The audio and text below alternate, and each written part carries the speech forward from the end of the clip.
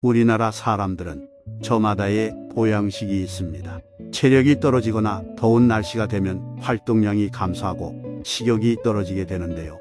떨어진 체력을 보충하기 위해 삼계탕, 장어구이 같은 고단백 고열량 음식부터 소박하게는 음료, 과일 등의 시원한 음식으로 잃어버린 활력과 입맛을 되찾고 있습니다.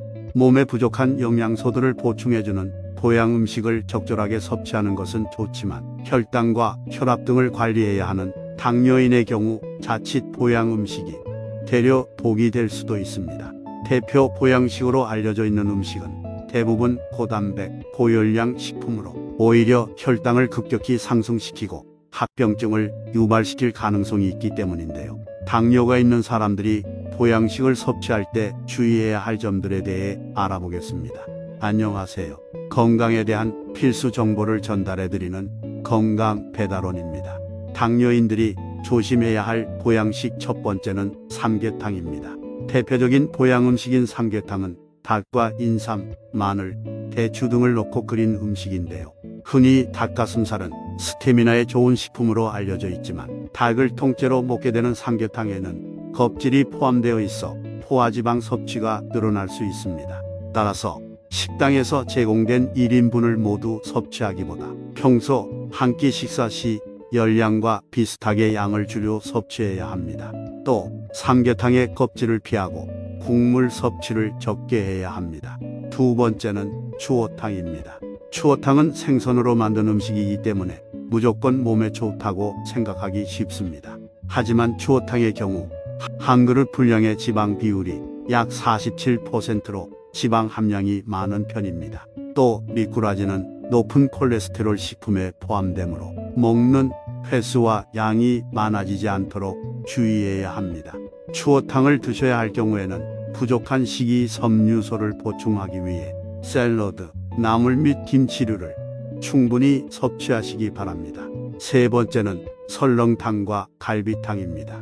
한국 사람들이 즐겨하는 한 그릇 음식이 설렁탕과 갈비탕인데요. 식품의 주원료가 고단백, 고지방 식품의 소고기이며 특히 갈비탕의 소갈비는 지방이 많은 부위입니다. 밥을 제외한 한 그릇의 열량은 약 300kcal 전후에 해당하는데 국물 위에 뜬 기름을 잘 걷어내고 섭취하셔야 합니다.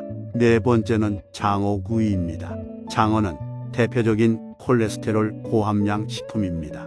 보양을 위해 기다리다가 1년에 몇 번씩 섭취하면 모를까 즐겨 드시는 경우 혈관 내 지질 수치에 영향을 줄 수 있습니다. 장어구이 한 마리는 500kcal 전후의 열량을 가지고 있는데 지방의 함량이 60%를 초과합니다.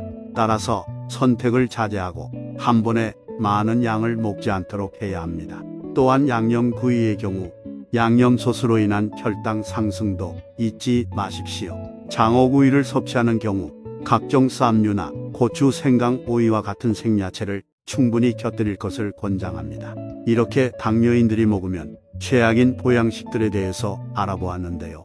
그렇다고 이 음식들을 아예 안 먹을 수는 없고 어쩔 수 없이 먹어야 할 상황이 생길 수도 있는데요.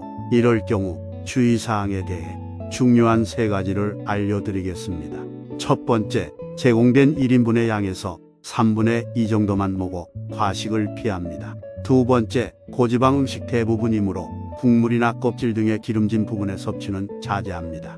세 번째, 채소를 충분히 곁들여 먹습니다. 적절한 양의 단백질 섭취는 근력 유지에 도움을 주므로 식사 시 함께 섭취하는 것을 권장합니다. 하지만 이번 시간에 알아보았듯이 대표 보양식으로 알려져 있는 음식은 대부분 고단백 고열량 식품으로 오히려 혈당을 급격히 상승시키고 합병증을 유발시킬 가능성을 높여 당뇨인들에게 적절하지 않습니다. 때문에 보양식을 섭취할 때에도 당뇨병 식사 관리의 기본 원칙을 지켜 탄수화물, 단백질, 지방을 균형 있게 적절한 양으로 섭취하시기 바랍니다. 당뇨가 있으신 분들은 몸에 좋다는 음식을 찾아 먹기보다는 적절한 식사량에 맞춰 균형 있게 규칙적으로 식사하는 것이 가장 중요하다고 하니 꼭 유념해 두시기 바랍니다. 건강을 배달해드리는 건강 배달원이었습니다. 구독과 좋아요는 영상을 만드는데 큰 힘이 됩니다.